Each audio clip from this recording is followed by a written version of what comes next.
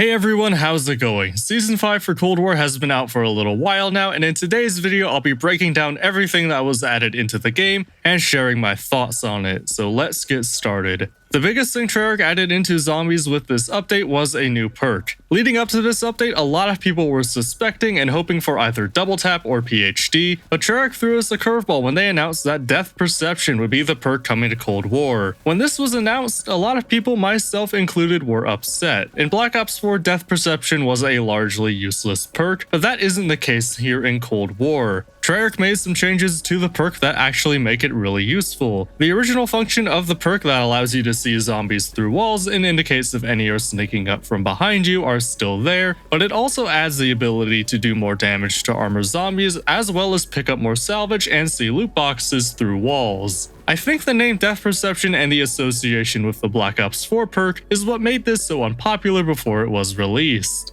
Had Treyarch introduced a perk with the exact same functionality and rebranded as Vulture Aid, the community would have been a lot happier. This version of Death Perception adds the scavenging aspect of Vulture Aid, and the core elements of Death Perception enhance your vision in a way that's different from the original Vulture Aid, but in a way that I find more useful. The only part of Vulture Aid that isn't part of this perk is the green mist that you could hide in, which was the most overpowered part of the perk. If they end up adding more upgrade tiers to perks in the future, they could absolutely add this as a 6th or 7th tier and restrict that camo ability to, say, play count gas for example, as an easy way to balance that element of the perk. But overall, Death Perception is a great addition to the game and a perk that's actually worth getting every game, unlike the other two perks Treyarch has added so far after launch. However, while Death Perception is a great addition to the game, the new field upgrade Treyarch added is not. Funnily enough, leading up to this update, I was really excited about Tesla Storm and thought that Death Perception would be useless, and now having used both extensively, my feelings are the exact opposite. Tesla Storm has a great idea behind it, but it has absolutely no place in the metagame, and you can tell immediately just by looking at the upgrades. The idea behind Tesla Storm revolves around the zombies being close to you so they're affected by the lightning field that surrounds the player, yet one of the upgrades is a 25%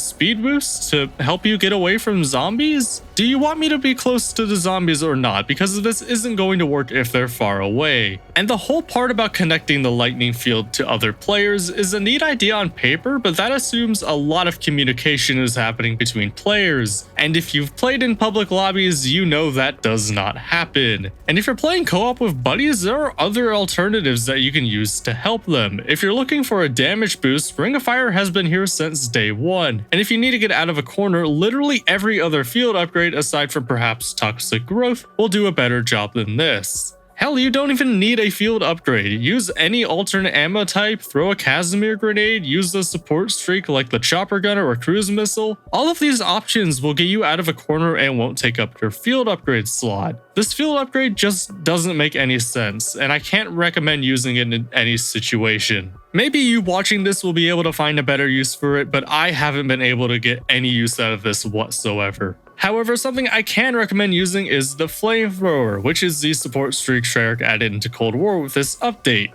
It's an overall cheaper but slightly worse version of the Death Machine. Both the Flamethrower and the Death Machine are on the cheaper end of the support streak spectrum in the game, and you can use them both as weapons. The main difference is that the Flamethrower doesn't have the insane penetration power the Death Machine has, meaning you'll hit fewer zombies at once and get less kills overall. It also makes the Flamethrower less effective while camping. However, it makes up for it by being cheaper to craft and also by being a Flamethrower. Really, whether you use the Flamethrower, Death Machine, or even the grenade launcher ultimately comes down to personal preference. Speaking of weapons, Treyarch added 3 DLC weapons with this update, so before moving on to Outbreak, let's quickly run them down. The EM2 assault rifle is the archetypal slow-firing, high-damage assault rifle. This is a weapon type that Cold War hasn't really filled yet, so it's great to see it in the game. Of all the weapons Treyarch added, this one is probably the most viable. The Tech 9 SMG has a less defined role. It feels more or less like any SMG in any other FPS game. It's not bad, but it's kind of bland overall. The Marshall pistols made their return shortly after the launch of Season 5, and it's just as good as it was in Black Ops 3. If you loved using this on Zetsubo no Shima back in the day, you'll love using it here in Cold War. The challenge to unlock them isn't too bad either. You should be able to get these unlocked after a couple games on Mauer or Toten if you put your mind to it. The only complaint I have is that the Marshalls in Cold War have basically no ammo. You're constantly reloading and you're burning through your reserves far too quickly. They're by far the most fun weapon Treyarch added with this update, but because of the ammo limitations, they're really only best when used to get a single zombie out of your way quickly. Hopefully they get an ammo buff sometime soon, but until then, they're best just for one zombie at a time, or just for fun if you don't really care about a metagame.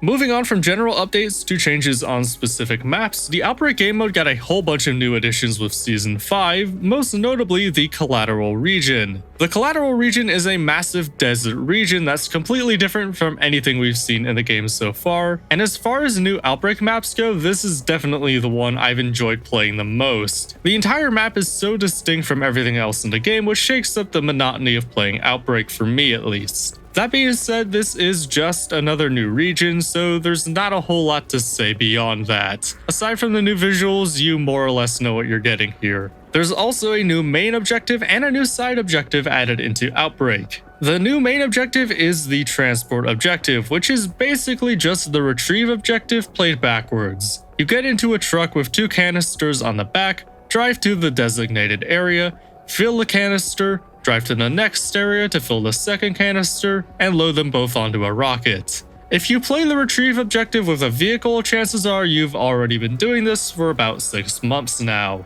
It's not an unfun objective, but it's also really not that new.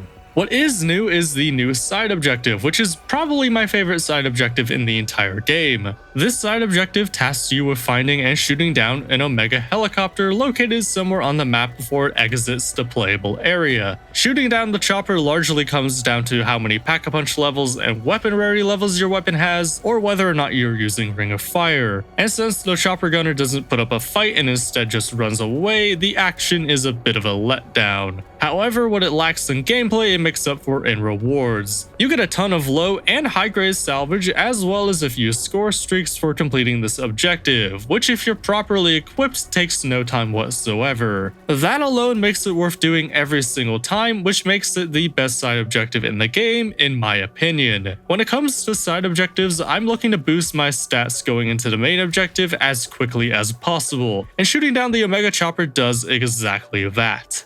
The rest of the updates to Outbreak were smaller but still worth mentioning. A new tank vehicle was added into some maps, which acts as another form of offense. I mainly use vehicles to get from one side of the map to the other, and while the tank doesn't do that, it does fit the offensive vehicle role that has been lacking in Outbreak, especially for solo players. Plus, it's a tank. You're not going to say no to a tank. They also added a grapple gun as a tactical grenade. It helps with getting around the map if you're traveling shorter distances, at the trade-off of not being very helpful when in combat. Map travel has been a problem with Outbreak since day one, and this is just another step to combating that problem. The last thing Treyarch added was a few new things to Mauer Toten. Treyarch phrased this as a few new quote-unquote surprises in Mauer, so when people saw that mimics had been added to Mauer, they thought that was it, but Treyarch came out and said that was not the only surprise they added. Now, I'll get to that other surprise in a minute, but first I want to say adding mimics to Mauer makes the map objectively worse.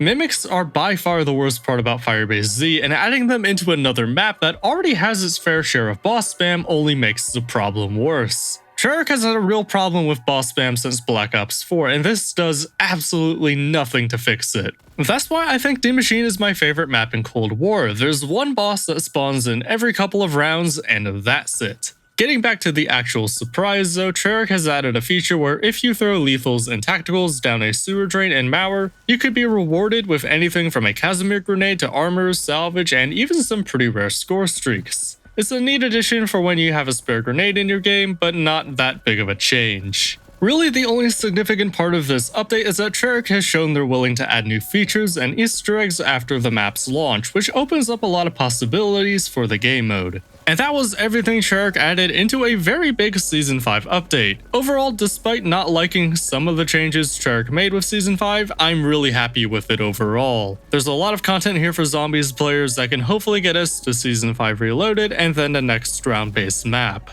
But of course, let me know what you think of Season 5 in the comments below. Before I sign out here, I just want to take a quick second to apologize for the lack of videos lately. I've started another job now that live music is starting up again, at least for now, and I've been super busy with that as of late, but I've gotten comfortable in that role and can now divide my attention between this and the channel and everything else I have going on. So videos should be coming out again every Tuesday and a short every Friday, except for this Friday because Vanguard got announced, just like before. So make sure you subscribe so you don't miss any new uploads. Thanks for watching, take care.